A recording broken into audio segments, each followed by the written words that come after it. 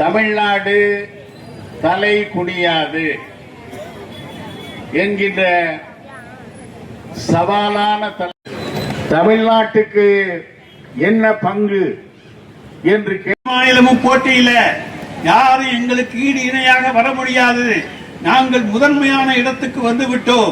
இனி மற்ற நாடுகளோடு போட்டி போடுகிற இந்தியாவின் மாநிலமாக தமிழ்நாடு இருக்கும். அத்தகைய பெருமையை பெற்றுத்தரக்கூடிய தலைவராக நம்முடைய திராவிட மாடல் ஆட்சியை நடத்தி கொண்டிருக்கிற தலைவர் தளபதி இருப்பார். இந்த பட்ஜெட் எப்பவுமே கொடுக்கிறதுக்கு பட்ஜெட் வழங்குறவங்கல்ல, தயாரிக்கிறதுக்கு அல்வா கொடுப்பாங்க. அது இனிப்பு என்கின்ற வகையிலே கொடுக்கப்படுகிற அல்வா.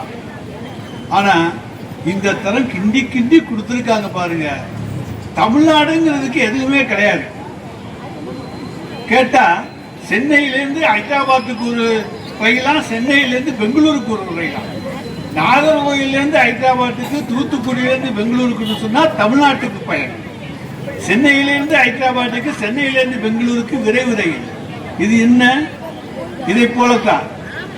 எனவே இப்படிப்பட்ட பொய்யான வார்த்தைகளை மட்டும் சொல்லிவிட்டு தமிழ்நாட்டுக்கு உபயோகம் இல்லாத எந்த ஒரு திட்டத்தையும் இன்றைக்கு தந்து கொண்டிருக்கிற ஒரு அரசு தான் ஒன்றிய அரசு. எனவே அந்த அல்வா தர்ற அரசுக்கு நாம் அல்வா கொடுக்க வேண்டாமா? அதற்காகத்தான் அண்ணன் பொன் முத்துராமலிங்கம் அவர்கள் கையிலே 2-3 பை அல்வாவோடு வந்திருக்கிறார். அந்த பைப்பர்களோடு உங்களுக்கு அல்வா தருவார்கள், தந்துவிட்டு பேசுவார்கள். நன்றி, வணக்கம்.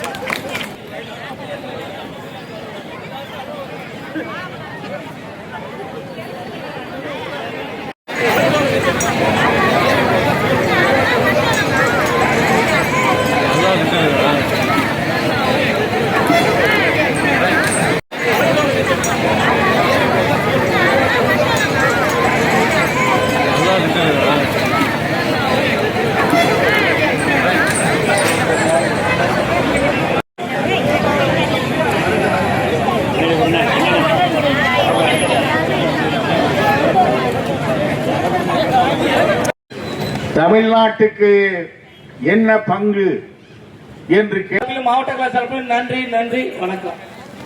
கொஞ்சம் அமைதியா இருங்க. நிறைய பேருக்கு அல்வா கொடுக்க வேண்டிய இருக்கு. அந்த அல்வா வந்துகிட்டு இருக்கு, அதை பார்த்து கொடுத்துருங்க.